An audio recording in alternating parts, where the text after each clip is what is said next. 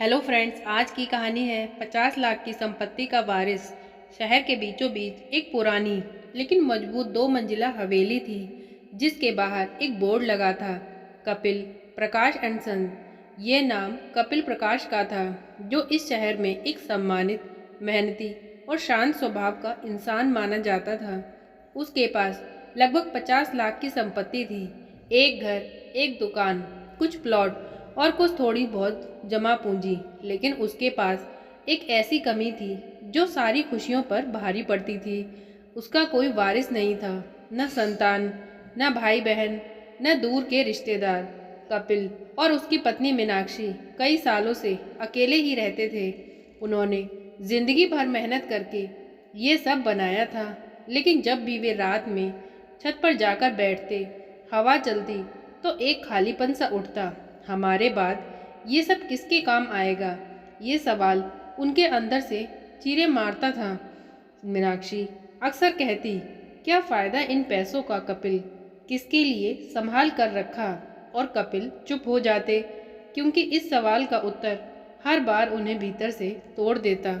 उनकी शादी को 25 साल हो चुके थे। कई साल इलाज करवाया, दुआएं मांगी, मंदिरों में फेरे लगाए, लेकिन ईश्वर ने उन्हें बच्चा नहीं दिया। धीरे धीरे मन को समझा लिया, लेकिन समाज कभी नहीं समझ पाया। पड़ोसी ताने मारते, इतनी बड़ी दुकान है मगर वारिस कौन? कोई पूछता, नसबंदी करा ली थी क्या? कुछ तो पीठ पीछे बातें बनाते, ये सब किसके लिए जमा कर रहे हैं? मरेंगे तो सरकारी हो जाएगा।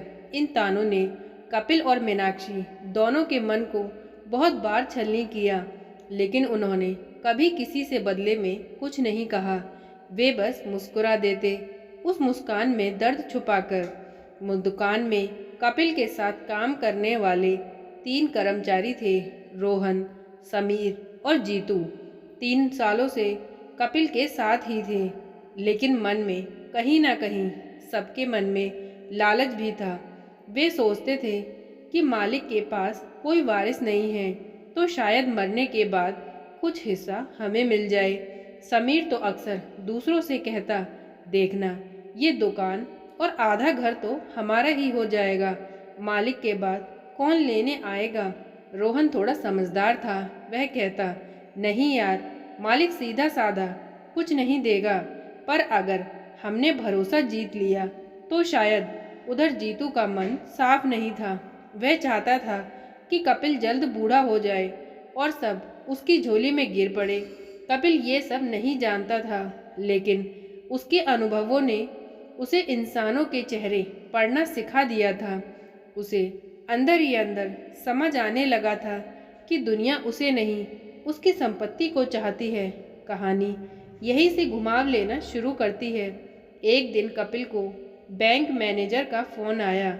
सर, आपकी 50 लाख से ज़्यादा की इन्वेस्टमेंट अब मैच्योर हो गई है, आपको आकर साइन करने होंगे।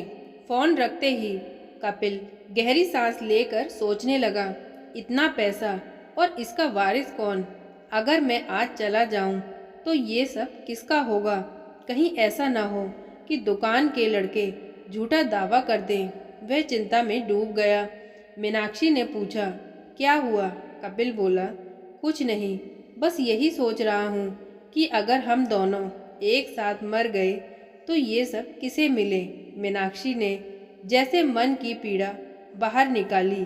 कपिल, मैं सच बताऊं, अब मुझे किसी का लालच, किसी की मुस्कान भरोसेमंद नहीं लगती। लोग हमसे प्यार नहीं करते, हमारी संपत्ति से करते हैं। कपिल ने हामी में सिर हिलाया।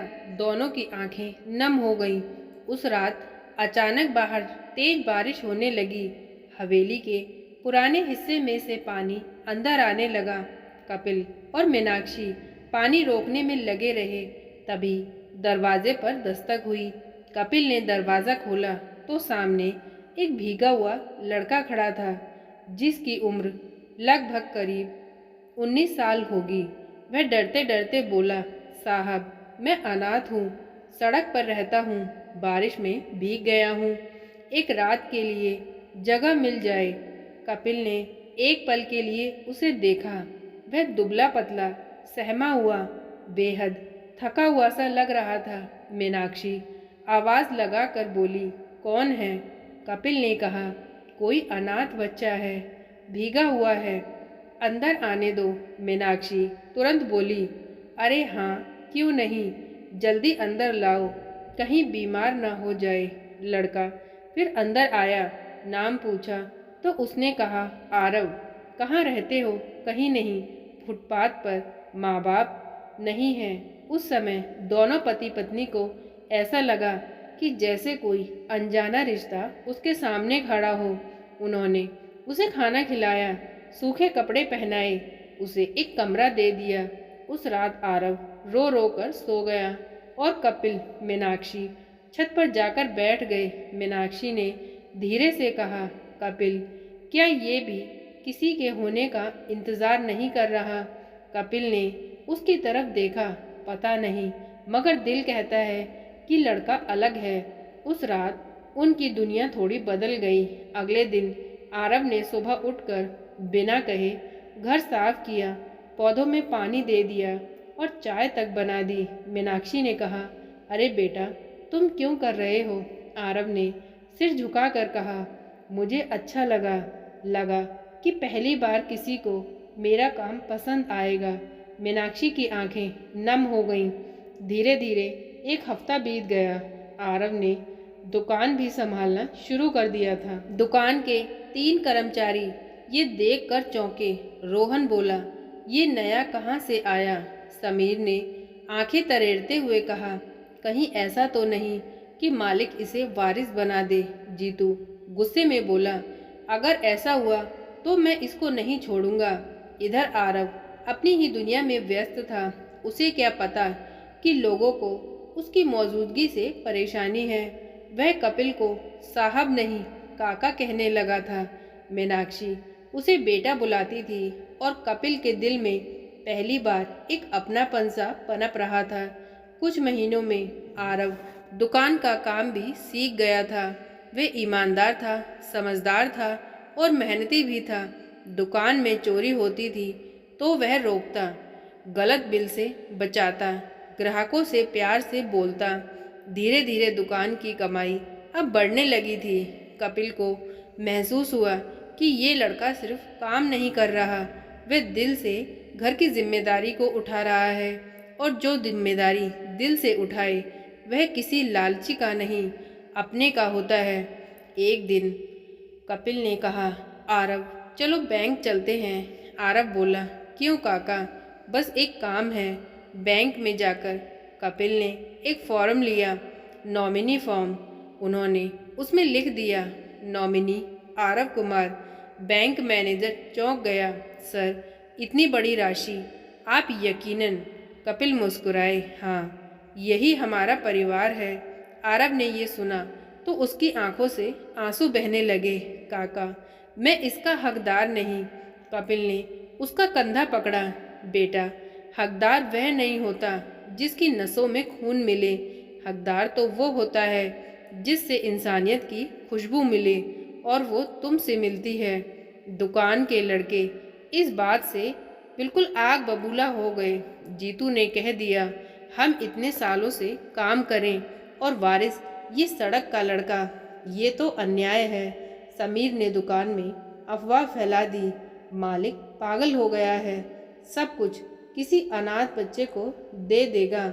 रोहन भी फुसफुसाने लगा, हमें देखना होगा कि आखिर ये लड़का कितना बड़ा खेल खेल रहा है। धीरे धीरे दुकान का माहौल अब बिगड़ने लगा। तीनों कर्मचारी आरव से जलने लगे। वे उसका मजाक उड़ाते, क्या रे वारिस, आज घर कब जाएगा? आज क्या नया प्लॉट खरीदेंगे तेरे नाम? आरव चुपचाप रहता, क्योंकि उसने दर्द देखा था। ताने उसकी आदत थी, लेकिन कपिल मीनाक्षी को देखकर उसके मन में एक नया सहारा मिलता था। फिर एक रात ऐसी आई जिसने पूरी कहानी बदल दी। दुकान में आग लग गई। चारों तरफ धुआं ही धुआं, चारों तरफ अफरा तफरी। तीनों कर्मचारी जान बचाकर भाग गए, पर अंदर कपिल फंस गए। आरव ने एक पल भी नहीं सोचा, वह आग में कूद गया। लोग चिल्ला रहे थे, पागल हो गया है क्या? लेकिन उसने कपिल को खींचकर बाहर निकाला। उसके हाथ जल गए, पैर जल गए, कपड़े भी जल गए, पर उसने काका को मरने नहीं दिया। अस्पताल में कपिल ने रोते हुए कहा, बेटा तुमने जान दे दी होती मेरा क्या होता।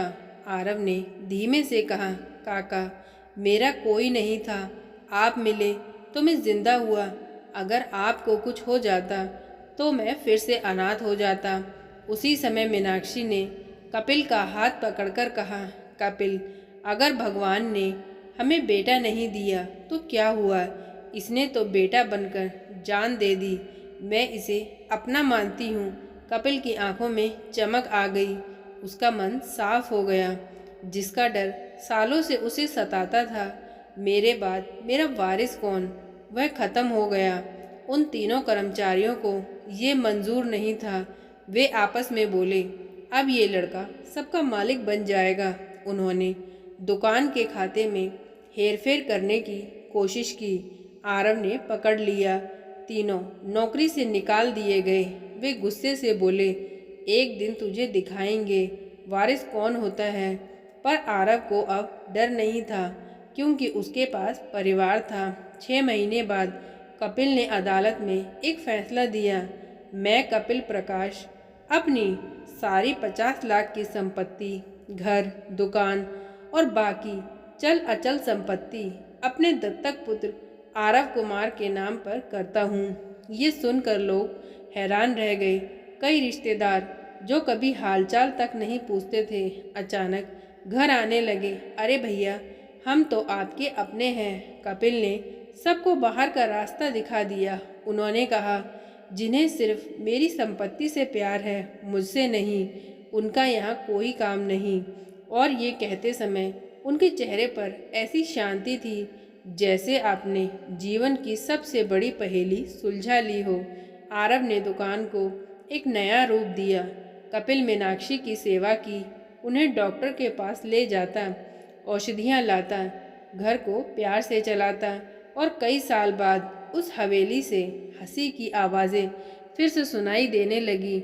लोग कहते, देखो काश हर अमीर इंसान अपना वारिस ऐसे ढूंढे, खून में नहीं कर्म में।